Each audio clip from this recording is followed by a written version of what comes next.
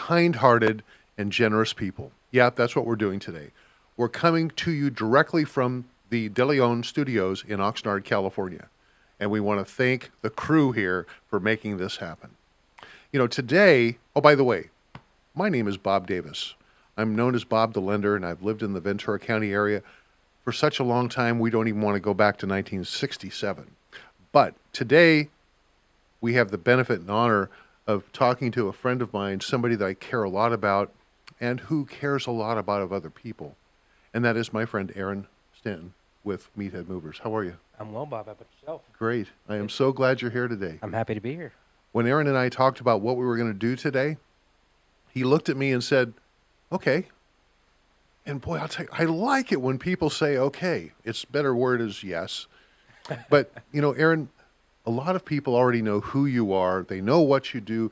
But would you go backwards, maybe not to when you were born? Yeah, how far back? How far back exactly? But go back and just talk to us about where were you born and raised? Where'd you come from? What'd you do before you got here? Okay. All right. Well, I was born in Los Angeles, actually. I was pulled to Moore Park, California, and was raised there when I was 3 years old. Okay. I grew up there. Football was pretty much my entire focus up until through the end of college. So played football at Moore Park High School, then Ventura College, and then Southern Illinois. And then I moved to Ventura shortly after leaving Illinois. So I've been here for about 7 years now. Gotcha. So when you came to Ventura, this part of Ventura, after college, what were your thoughts? What were you looking to get done, or were you just looking to have a good time? I already knew a good amount of people from this area. When I was at Ventura College, I was one of the captains there, so I had a lot of community involvement.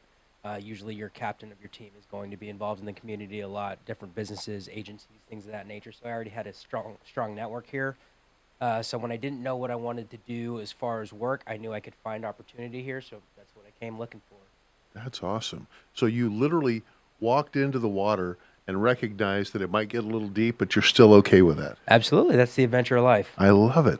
The adventure of life. Let's not forget that when it comes to Aaron Stanton. So tell me, what was one of your favorite parts about playing college football, whether it was at Ventura College or in Illinois? I would say this is part of it at any level, really, but having a role as a part of something bigger was always something important to me. I liked team sports, but the individual aspect of it and how that fits into a larger picture was always important, because most of what you do is not with the team, whether that's working out, whether that's studying tape, whether it's any number of things. Making sure you bring your best to the table to give the team the best chance of success was always the most important takeaway that I got from playing football for years. Gotcha.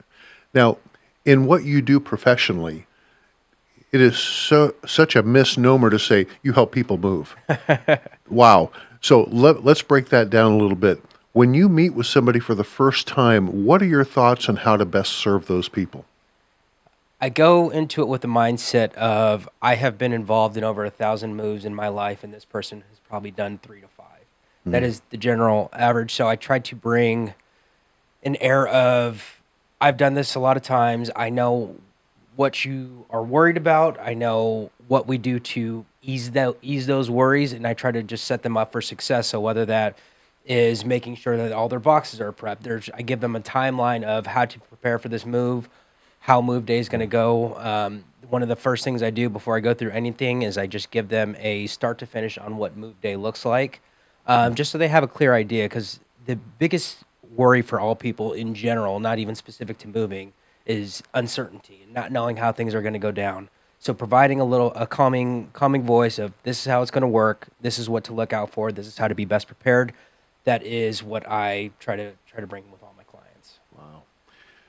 In other words, you're thinking way ahead of the schedule before it even occurs. Absolutely. Yeah, because there's a lot of moving parts, and that's one of the large reasons why people get so stressed about moving. There's a lot of moving parts there. So being able to simplify it, make sure they know what's expected of them, make sure they know what to expect of us, that kind of just eases a lot of worries. Gotcha. Now, when people have your service, when people do what you tell them to do, they probably give you an enormous amount of thanks and gratitude. And when people don't do what you say, does it sometimes go the other way? It can. Usually they understand that, hey, you told me to do X, I didn't do that, and I see why that's why things didn't go as smoothly as they could have. And I try to, it's not necessarily that I tell people what they have to do. I give them tips and tricks on what are going to make move day be as smooth and successful as possible. And for the most part, they take that seriously because if you establish yourself as the expert in this, which I don't generally consider myself an expert in anything, but if you've done it over 1,000 times compared to someone's 3 to 5, you probably have more of a basis of where you're pulling information from. So they tend to listen when I tell them. I've heard more than one person who I find very finicky in their in their style of life say, "Oh, Aaron Stanton, he did that for me. He was good." And they don't even talk about the move. They don't even talk about the boxes being ready. They don't even talk about the customer service. They just had the appreciation for you as a human being, and that obviously carries through into many other things that you do as well. Thank you. And on behalf of the community, we want to thank you because that lays great seed for many people. I'm glad to hear it. I bring this mindset into moving, but I think this is a very generalizable mindset to have. But people don't generally remember what you say to them, but they remember how you made them feel. So if they're stressed out and you provide some ease, they might not remember how you got there, but getting there is very important. There you go. What was your favorite part about the 4th of July this year? This was not a scripted question, by the way. I'm hitting him cold. Yeah. What was your favorite part about the 4th of July this year, 2025?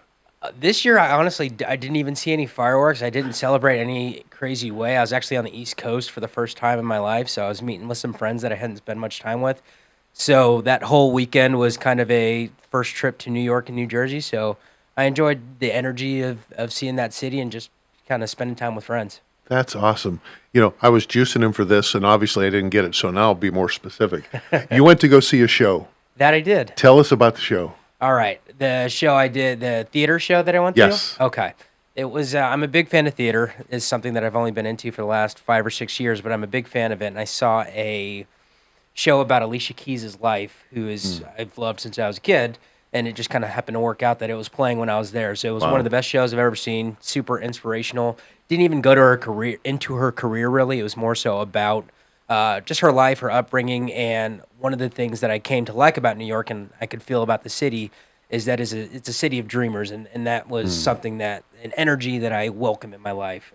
I love it. Well, thanks for sharing that because I remember when we talked about this before, you lit up like, oh my gosh, you lit up like big time. Yeah, absolutely. Energy is everything. I love it. Let's take that same energy and switch back to the Ventura County community. Okay. What do you see as a way for people, we are people, by the way, you and I, just in case there's any question. With an asterisk.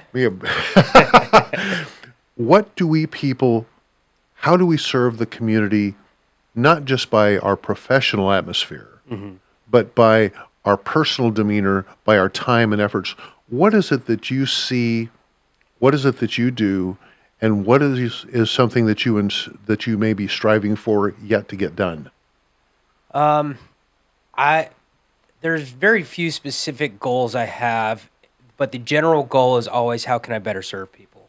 The more ways you can serve people, the more depth at which you can serve people has always been a focus of mine.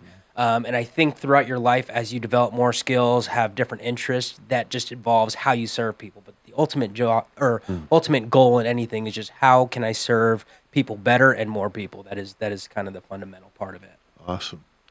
And with that in mind, let me go to my next question. Being a young man, even though you're older than you were, I was. What would you say to your 17-year-old self today that you either heard or didn't listen to, or you didn't hear back when you were 17? Right. I wouldn't say this is something that I heard or didn't hear. It was more so a felt sense. So when I was playing football, a lot of my value came from the validation I got from people when they saw what I did for the team or as a player, however you want to put it. And that made me a little bit lost once football was gone because, for one, you didn't have that type of attention. People showed a little bit less interest in you, and that kind of it hits you in a weird way when you don't know how to deal with that. I mean, I started playing football at like 6 years old, so that was my entire life. So I'm like, why does nobody care anymore? And then I kind of, once I started figuring it out, and it's kind of something I fell into just because I happen to be surrounded by a lot of people that serve the community in a lot of different ways. A good example would be my friends Randy Encinas and Doug Halter. Doug's on the city council, and they're together on more boards than I can count across the county. One of which is being on city council.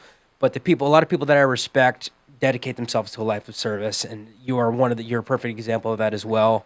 I don't know how many times I've heard about a board and I see your name on it and had no idea you were even involved in it. That's happened more than once, and I always text you like, "Hey, I didn't know you were involved with this." So, to that vein, I think that the big thing that I learned was you feel better about yourself the more you can do for others. That is something that it's a very recurring theme in my life. The way that I do it changes, but I like having my hand in a lot of different pots to where this is serving this community, this is serving this community. But ultimately, I think that the more we can think about service and how we can take our own skills, our own worth, to use those to serve others, the better we will be as a community and as individuals. Hence, you all just found out why I wanted to talk with Aaron today on this particular podcast, is to expose the heart and kindness and generosity, quite frankly, not just of Aaron, but of the people that surround him.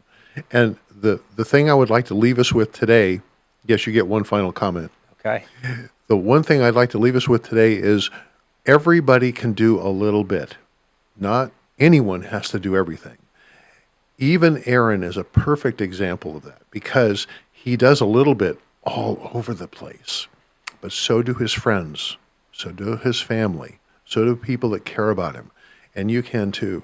So with that, finish us off and tell us something that we don't know yet. Something we don't know yet. I'll talk about Meathead Movers for a second, if I can. One of the main reasons that I came back to this company, this is the third time that I've worked for this company. I don't think I mentioned that. The first two times were as a mover. Now I'm the territory sales manager. Everything that I'm talking about as far as what I find important in other people is what they're willing to do to serve other people. So with Meathead Movers, there are two things that drew me back to them. One, the way they serve their clients. I believe that doing things right is the only way to do it, no matter how expensive, no matter how inconvenient it might be to do things the right way. I believe that is a non-negotiable. Two, they are big on servicing the community. So through my job, I have been involved with probably 5 to 7 different nonprofits that I work with on a regular basis. 3 domestic violence shelters, which we would do moves for on a regular basis, and we do a lot of free services for them. So that vein of service that I try to embody as a person, I feel that it is embodied by the company as well, and that's why whether I'm working for this company for however long, or there will always be somebody that I will support because they put their money where their mouth is. I love it. Thank you for sharing that. Absolutely. That's awesome. It's on his chest. It's right there. There we go. We want to thank Leamber and Jorge De Leon for the use of their studios today. We'll be back. And to you, my friend, I love you very much. Thank you for being a great human being. Thank you for providing an example. All right. You guys all be blessed. We'll see you next time.